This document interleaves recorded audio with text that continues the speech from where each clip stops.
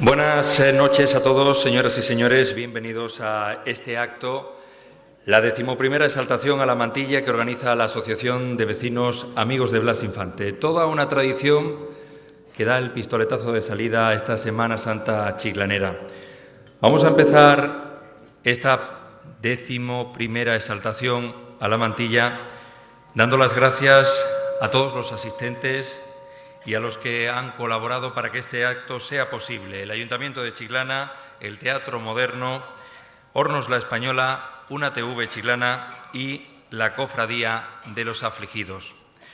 Y ahora sí, vamos a dar paso a uno de los elementos de este acto, y es lo que no puede faltar en Semana Santa, las marchas procesionales. Este año tenemos la suerte de volver a contar con la agrupación Virgen de las Lágrimas de San Fernando, que para abrir este acto van a interpretar dos marchas. La primera, Alma de Dios, que procede de una adaptación del tema Canción húngara de la zarzuela Alma de Dios de Serrano.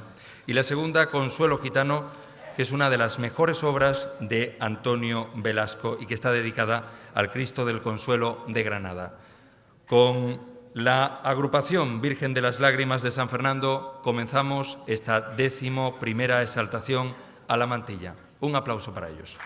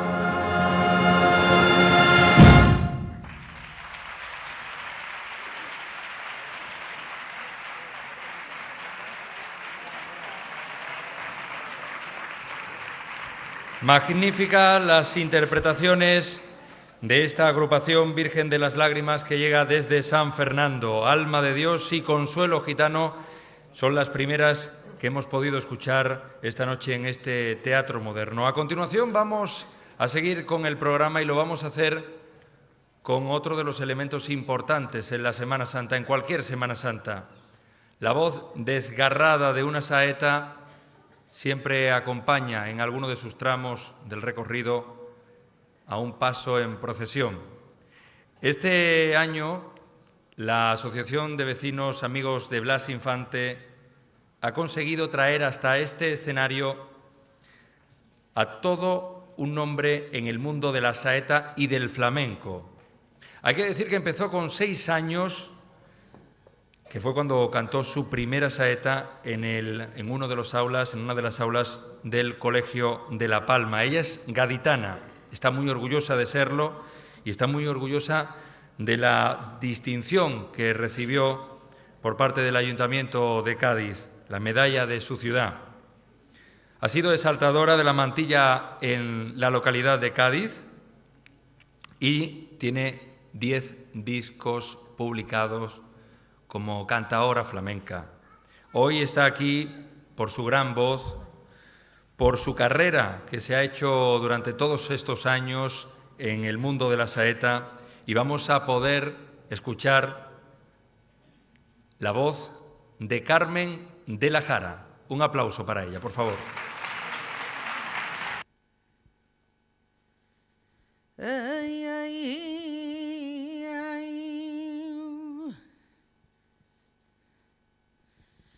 Por no tener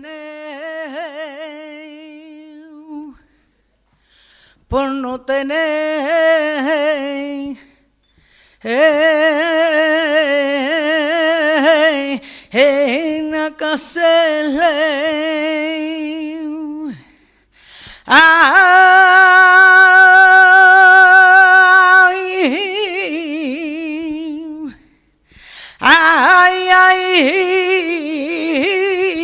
te escupe y te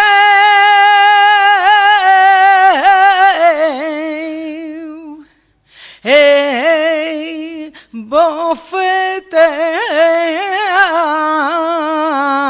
y te corona de espina, sangre pura.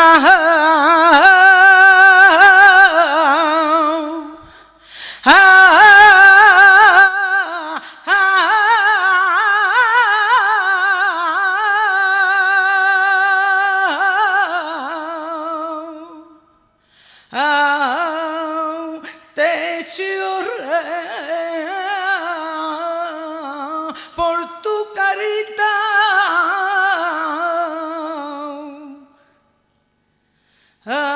tan divina.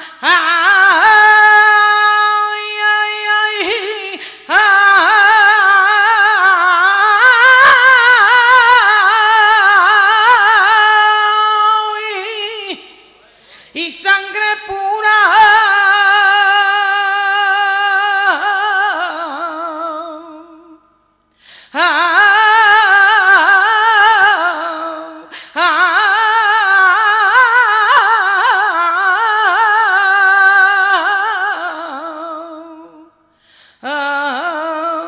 Te chorrea por tu carita.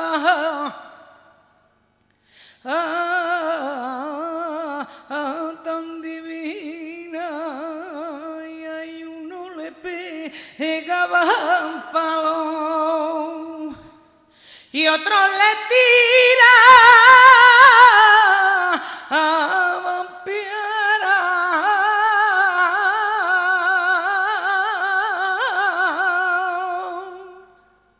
Se oyó una voz que decía: ay, ay,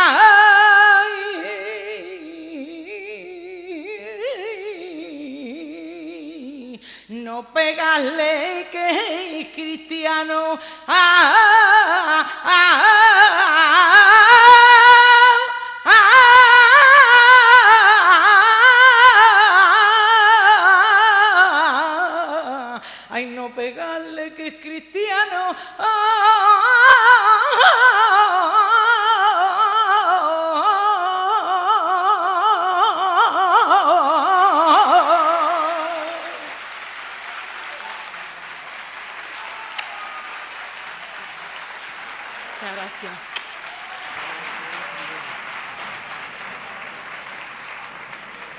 Sencillamente magnífica, Carmen de la Jara, esta noche aquí en esta 11ª exaltación a la mantilla organizada por la Asociación de Vecinos Amigos de Blas Infante, que estamos viviendo aquí en este Teatro Moderno de Chiclana.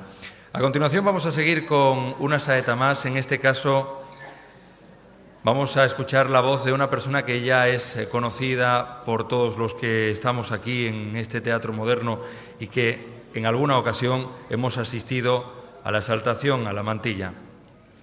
En este caso toca la voz del primer premio del concurso de saetas Ciudad de Chiclana del año pasado. Él es José María de Alcalá. Un aplauso.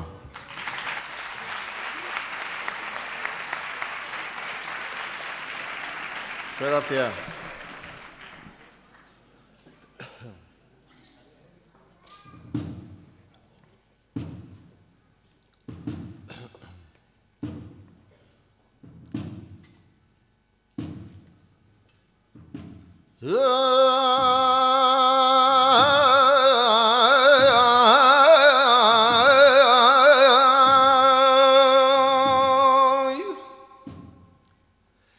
Y una mujer se atrevió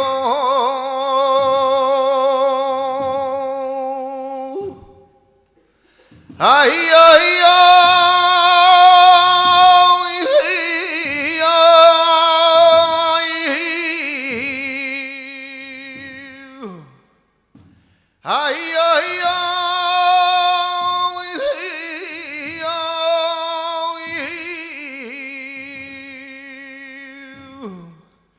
y que consoló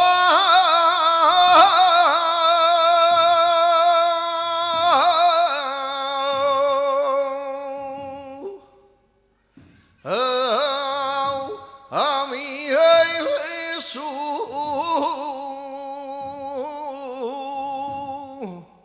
su santo rostro limpió.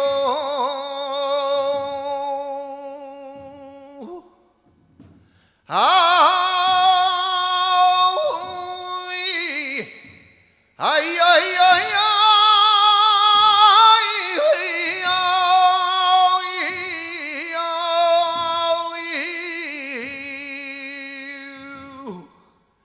ya pesa menos.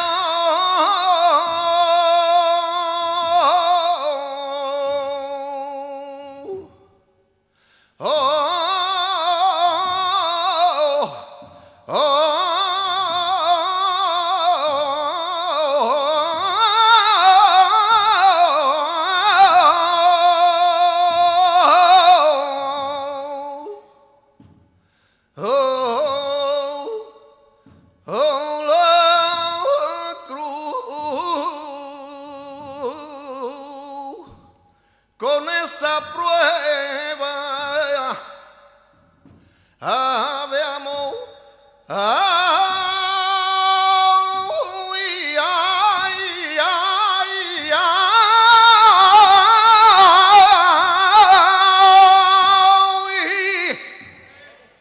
ya pesa menos.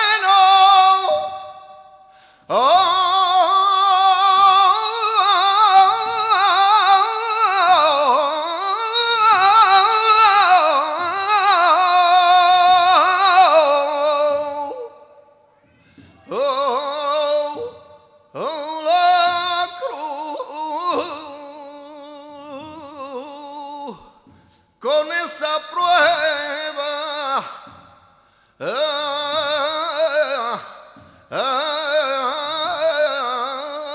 de amor, ay, ay, ya te llevan, ya te traen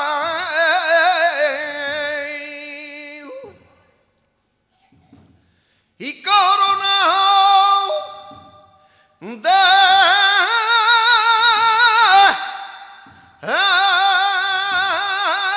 espina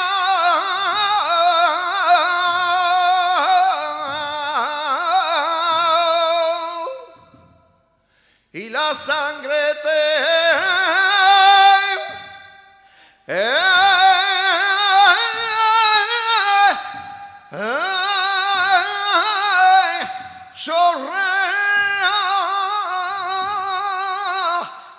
por tu cara.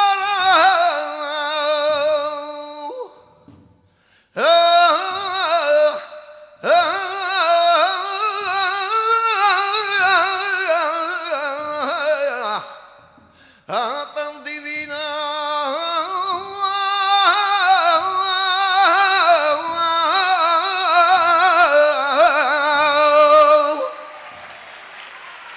Gracias.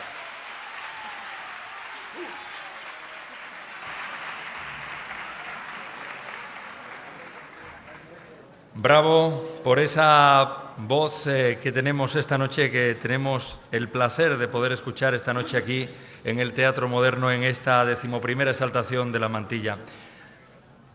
Desde luego que tenemos casi todos los elementos: las marchas procesionales, las voces de una saeta, la mantilla, casi todos los elementos de una Semana Santa, pero nos falta uno, quizás.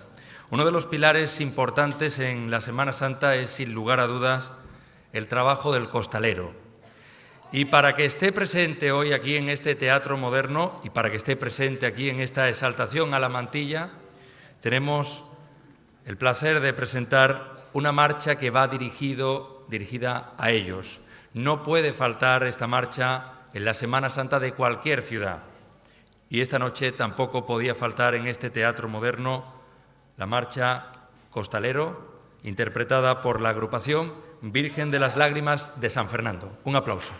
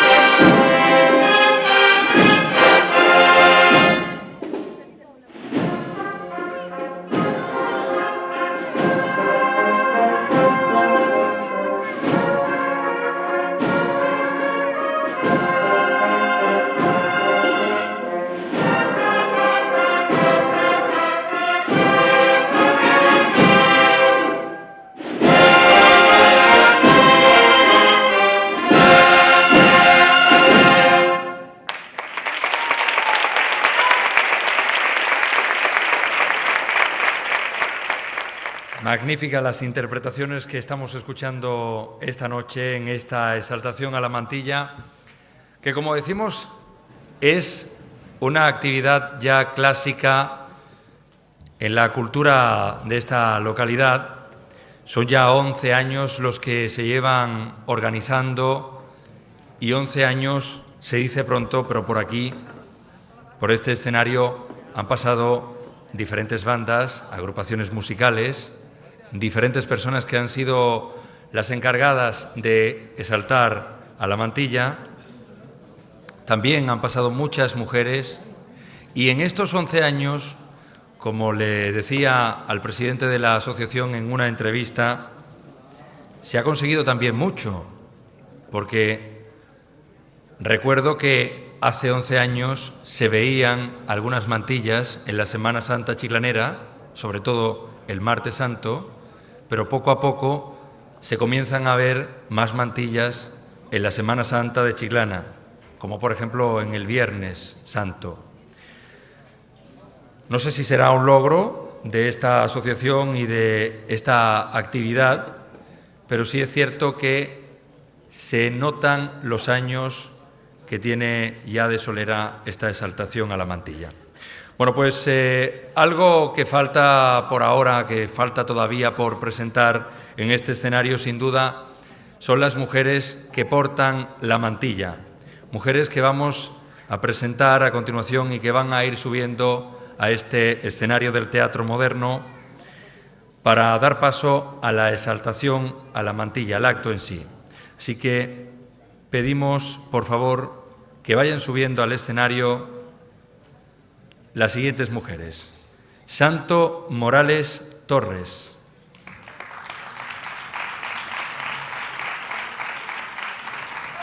Antonia Sánchez Alba, Carmen Díaz Sánchez, Remedios Moreno Cabello, María del Carmen Leal Pérez, Inmaculada Ruiz Acedo, Leonor Acedo Meléndez y Ana Arteche Galvín.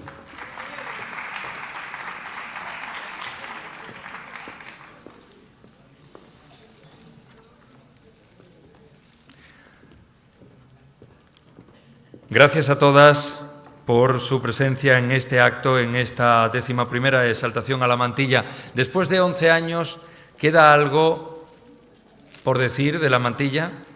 Seguro que sí. En estos 10 años anteriores, cada exaltación ha sido completamente distinta y en esta ocasión estamos seguros que también lo será. En esta 11ª exaltación a la mantilla contamos con don Jesús Romero. Un aplauso para él. Porque he dicho que no en varias ocasiones, y ustedes me van a entender perfectamente, porque no es una falsa modestia ni de lejos. Uno sirve para lo que sirve y para lo que no sirve, pues no. No soy exaltado, no lo soy nunca cuando hablo. El otro día lo hablaba yo, o esta mañana no recuerdo, con Antonio Arroyo. Es que yo no soy exaltado, yo no sé gritar mucho. Es más, ni siquiera voy a gritar mucho, y no es porque lo considere ni virtud ni vicio, es que no soy así, para que ustedes me aplaudan. Yo no sé subir el tono para emocionar y decir, bien, no me sale. Por tanto, Pepe y los demás organizadores, como decía el Papa Nuevo a los cardenales, Dios te perdone por haberme elegido, ¿vale? Bueno, ¿qué haremos entonces si no soy un exaltado? Yo voy a intentar hacer una pequeña reflexión y luego pasaremos a un pequeño texto un poco más poético, pero sobre todo una pequeña reflexión. Una pequeña reflexión porque estas son de las cosas que me frenaban para hacer la cosa. Cada vez que uno habla de exaltación de la mantilla o de la mantilla sin más, sin que sea una exaltación, cada vez que uno habla de este tema parece que es un conservador, y como hay palabras que si las mencionas o las pronuncias cae en desgracia el discurso, pues digo, ya verás, ahora digo, o parece que soy conservador y se acabó. La palabra tradición, bueno, yo voy a intentar defender hoy la tradición, y no defender el tradicionalismo, defender la tradición. Y la tradición se defiende fundamentándola o explicando su fundamento. Y así la tradición ya no es algo que se hace porque sí y porque se viene haciendo, sino que se convierte en otra cosa. De eso es de lo que voy a intentar hablar esta noche. Así que, lo dicho, muy buenas noches, muchas gracias y gracias a todo el público presente, amigos, amigas, autoridades incluidas. Muchísimas gracias y sin más comienzo el asunto. Hace un montón de años tuve la suerte de leer un pequeño libro de Salterrae que se llamaba El canto del pájaro. Es de un autor jesuita, como el Papa Nuevo, un autor jesuita que se llamaba Toni de Melo. Toni de Melo había aprendido algo muy importante de San Pablo, que el cristianismo, al extenderse por el mundo, tenía que saber contaminarse del mundo. Y él fue misionero durante mucho tiempo en la India y aprendió a contar los relatos típicos, medio filosóficos, medio místicos de la India. Y os voy a contar un pequeño relato para que empecemos a pensar en la tradición y el tradicionalismo y acabar hablando de la mantilla, con vuestro permiso. No os doy la espalda porque quiera, es que está puesto así, ¿vale? Bueno, mirad qué bonito. Decía que llegó una vez a un poblado, allá en un pueblo perdido, de eso que se llama el tercer mundo. Llegó un misionero, y al misionero lo condujeron al pueblo para que diese su primera misa, como el Papa, que estaba llevando la primera misa también suya en italiano, no en latín, por cierto. Total, que lo llevan allí, ¿y qué era el templo? El templo era un chozo con 4 palos aguantando el tejado, y no había más, es que no había más. Como no había más, aparte de la gente en el templo, pues entraba también un gato. El gato venía al altar, daba vueltas, se subía por el altar, se bajaba, remoloneaba por allí, entre las piernas de los asistentes a la Eucaristía, y hay un momento en que el misionero, cansado, coge al gato, coge una cuerda que tenía allí al lado y amarra al gato al pie del altar. Como era un misionero nuevo, piensan los aborígenes del lugar, pues oye, esto será una tradición litúrgica en la tierra del misionero, y lo aceptaron. Pero como el gato amarrado le daba pena porque al misionero se le olvidó soltarlo, resulta que en la siguiente misa, en el momento del ofertorio, la gente le llevaba un plato de leche al gato, y el misionero dice: pues es que el gato estaba por aquí porque debe ser costumbre en esta tierra poner un gato en el tema de la liturgia, en medio de la liturgia.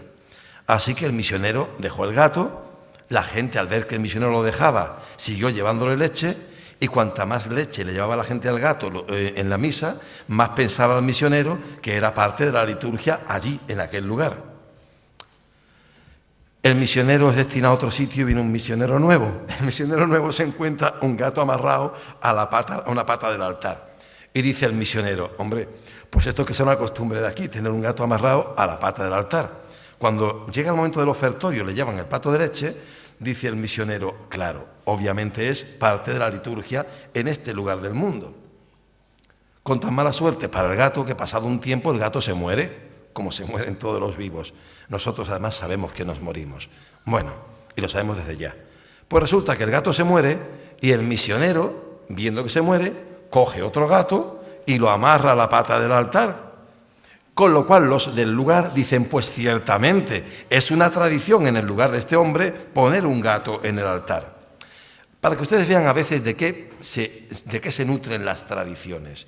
A veces tienen fundamento y a veces no tienen fundamento. Las cosas no hay que hacerlas porque alguna vez se hicieron, porque posiblemente surgieron en un contexto donde tenían cierta lógica y pasado el tiempo pasa la ocasión. Decía Nietzsche que teníamos que saber construir hasta las creencias que fueran necesarias en un momento y saber destruirlas una vez que no son necesarias para nosotros. Que no convirtamos aquellas alas que hicimos para volar en un peso innecesario de sobrellevar o de cargar cuando vamos caminando por la calle. Entonces, ¿dónde surge esto de la mantilla? Y voy a reivindicar la mantilla acercándome un poco a su historia. Es normal que cuando se habla de la historia de la mantilla, muchas personas se dediquen a hablar de los orígenes de la mujer ibérica. Eso son tonterías.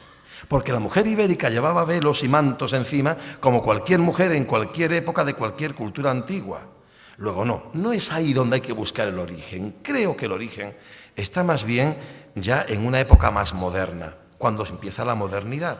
Siglo XVI, sobre todo siglo XVII, en que empezamos a verla aparecer por las pinturas de los pintores del siglo de oro, Velázquez incluido.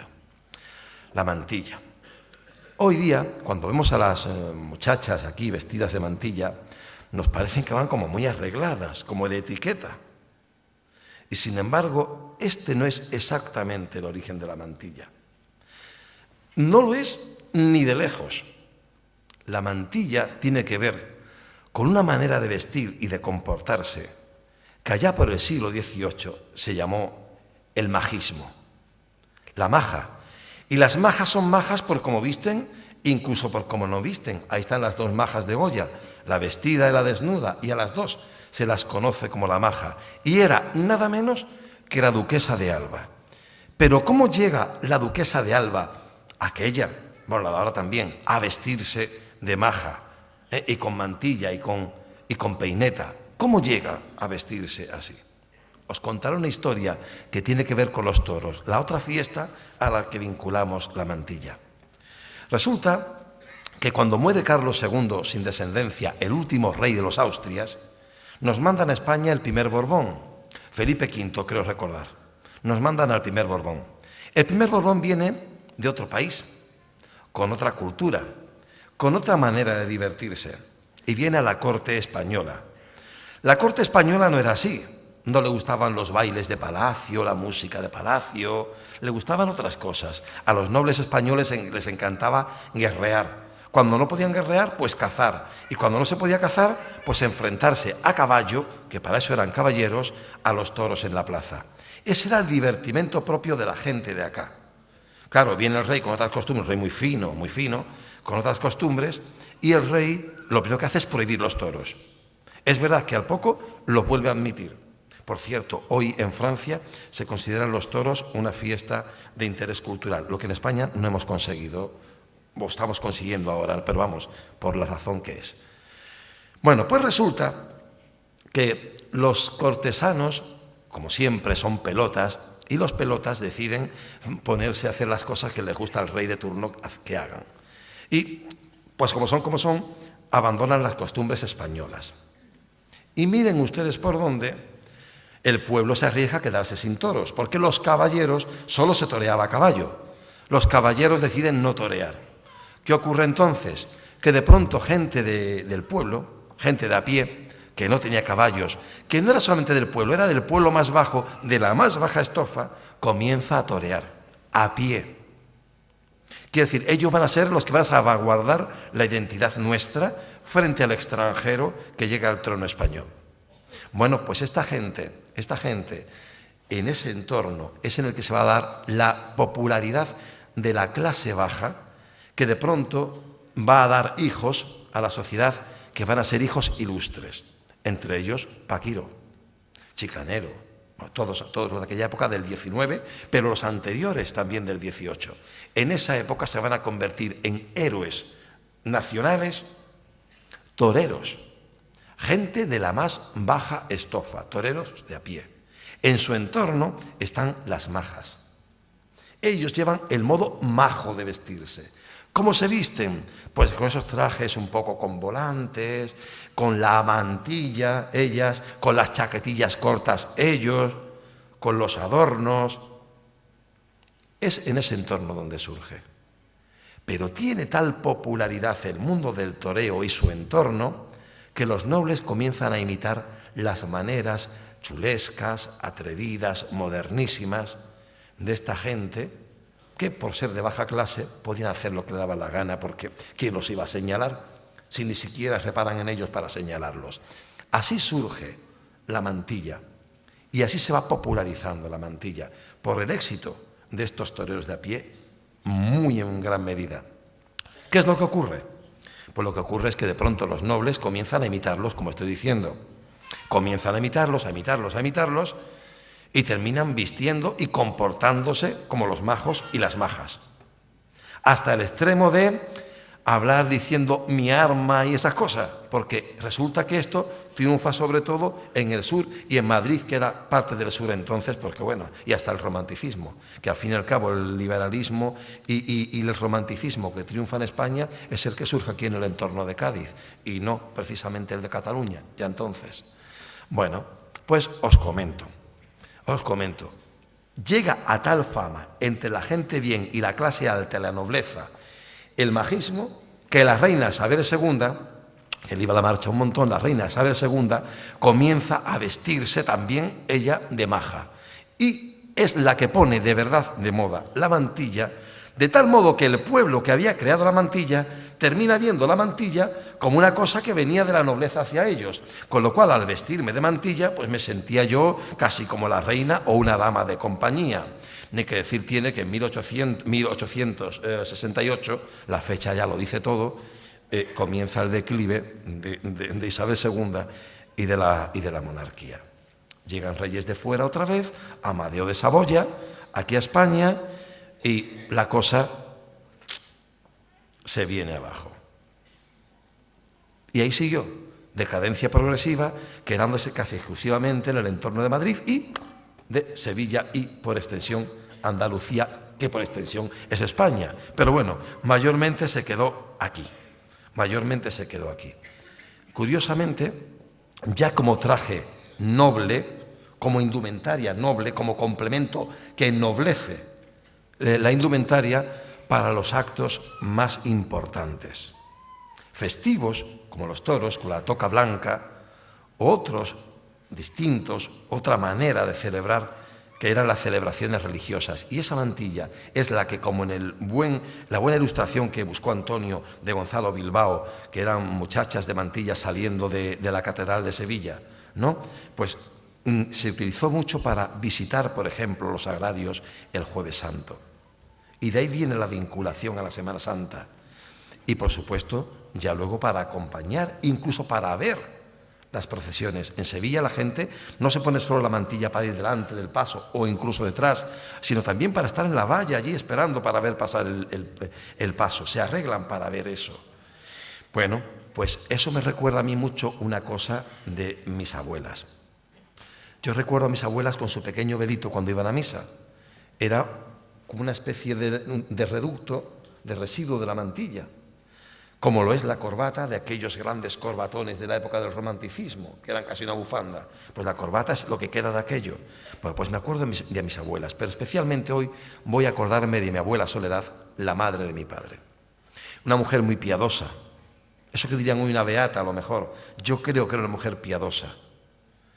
Que más que cumplir con un ritual, era una mujer buena, que sabía de sobra lo que hacía cuando iba a misa, que era algo más que cumplir con una norma, con una costumbre, con una tradición desfondada. Mi abuela Soledad, mi abuela Bella era la madre de mi madre, que es la que me llevaba a mí a las iglesias, a los templos, a ver santo, y la que me llevaba detrás de las procesiones cuando era un crío. Mi abuela Soledad, me acuerdo yo que estaba ya muy enferma, muriéndose, y venía el cura a darle la comunión y se levantaba de la cama y se arreglaba y decía: pero ¿cómo no voy a arreglarme si el Señor viene a mi casa? Mirad qué cosa más alejada de la vanidad, del orgullo hueco. Mirad qué cosa más alejada. Me levanto de la cama muy enferma, hago que me arreglen porque el Señor viene a mi casa. Pues bien, algo fundamental del barroco fue romper la diferencia que había entre el interior del templo y el exterior del templo. Y esto lo hacían reproduciendo, como en la iglesia de Jesús Nazareno, en la fachada, el retablo mayor, para que dando el retablo mayor ya en mármol a la calle se convirtiera en el interior del templo. Y esto se hizo como en la iglesia de Jesús Nazareno, haciendo una capillita, la Virgen de la Salud, que conecta el interior y el exterior de la iglesia directamente. Pero por si fuera poco, y ahí el barroquismo de nuestra Semana Santa, y no solo en los ornamentos, en los adornos, por si fuera poco, hay algo más. Sacamos los altares a la calle y los movemos por las calles de tal modo que las calles quedan convertidas de ámbito profano, quedan convertidas en ámbito sagrado, en ámbito sacro. Las calles se convierten en templo porque Dios viene a nuestro encuentro. Y por eso hay que ir de manera especial a ver las procesiones. No de cualquier manera. Uno va a ver al Señor que viene a su encuentro. Y por eso me gustó, cuando hace muchos, muchos años, como muy bien ha dicho Guillermo Ortiz antes, me gustó, cuando hace muchos años yo era un crío, no sé cuántos años, un martes santo, nos encontramos en Chiclana, las primeras mantillas, no sé si es historia, sí desde luego las primeras que mi memoria recuerda. Yo me recuerdo pequeño, acaso abandonando ya la infancia, con mi amigo de entonces y aún, Antonio Rodríguez Piñero. En la Alameda del Río, con él me recuerdo, expectantes los dos ante lo nuevo de siempre, pero tan nuevo. Estrenaban afligidos nuestras calles, nunca antes hasta entonces. Dolor por el dolor que en el hijo causa el dolor que a su madre el dolor del hijo le ocasiona. Porque mirad qué terrible es su dolor en sí mismo, el dolor del hijo en sí mismo, cuánto dolor. Y mirad incluso qué terrible o más, el dolor de su madre, que cercana ve el rostro del dolor y casi abraza la carne del dolor. Pero piensen ahora qué terrible el dolor del hijo que ve a su madre sufrir por su dolor. Ese es el dolor de los afligidos, ese es. Junto a ellos, compañeros, no sé si consuelo o si dolor multiplicado en esta proximidad de la madre y del hijo, ellas, compañía silenciosa, ellas de negro riguroso, reverente, de negro y de respeto. Herido el pastor, dice el Evangelio, una y otra vez herido el pastor, no todas las ovejas se dispersaron asustadas. Dice el Evangelio, un grupo de mujeres de cerca le seguía. Cuando huyen los valientes, los que sacan la espada y cortan la oreja al que viene a prender a Jesús en el huerto de los olivos, cuando huyen los valientes, quedan las mujeres. Un grupo de mujeres de cerca le seguía. He ahí la fidelidad de la mantilla, el amor de mantilla perdurable, junto a ti, Cristo, ante ti, tras de ti, contigo a tu lado, pero sobre todo contigo dentro, habitante del pecho humano sencillo. Un grupo de mujeres. Aquello fue la novedad más comentada de aquel año. Mira que había el paso de color plateado que nunca habíamos visto hasta entonces, después sí Medinaceli y Nazareno, pero nunca hasta entonces, que era la primera vez que veíamos un grupo escultórico sobre un paso ciertamente notable. Y sin embargo, lo comentado al día siguiente fue un grupo de mujeres. La duda en el aire al día siguiente, como hubo duda aquí también en la primera exaltación, Juan Jesús, si esto tendría o no continuidad. La duda en el aire al día siguiente. ¿Sería posible recuperar lo perdido, el tiempo perdido, aquel que no vuelve, el sentido olvidado de las cosas en desuso? ¿Sería posible injertar en su propio árbol la rama amputada por el desuso y en consecuencia el desconocimiento? ¿Sería posible que diera esta rama injertada fruto y aquí en nuestra tierra? Pero hoy ya, también lo decía Guillermo antes, pero hoy ya no extraña su presencia, la de ellas, en otros pasos. Así, dignidad sin vanidad, dignidad de respeto, sin más orgullo, que ser manifiestamente fieles, fe profesada a cara descubierta, fe proclamada también en silencio. Ellas siguen, al cabo de tantos años, presentes y multiplicadas, recibiendo o acompañando al Señor por las calles de Chiclana, con el mismo encaje, al fin y al cabo, otro color que más da, que desciende sobre los hombros de María, desde el dolor de su frente al peso que sus hombros cargan, peso de la existencia de la madre, que ve el dolor del hijo sin poder hacer nada por evitarlo. Así, un velo como el que llevan nuestras vírgenes, una mantilla como la que ellas llevan, como la visten entre nosotros, nuestros cofrades. La tradición, pues, recuperada, porque caminando por nuestras calles, Jesús, todo es templo.